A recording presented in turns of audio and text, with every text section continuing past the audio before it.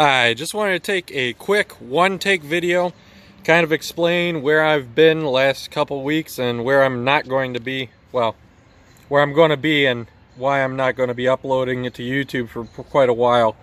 It's probably going to be August, maybe second week of August before I start getting uploaded again.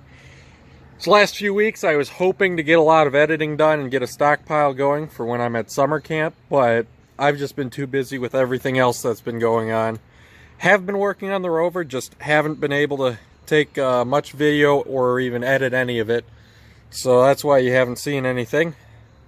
And it looks like that's not going to change for the rest of summer camp if last year's anything to go by. If I get anything up, it'll be I'll be lucky, but I doubt that I will get anything. So start looking for new videos around maybe second week of August. In the meantime, check out some of my other videos. Leave some comments for me and I'll try to get back to you.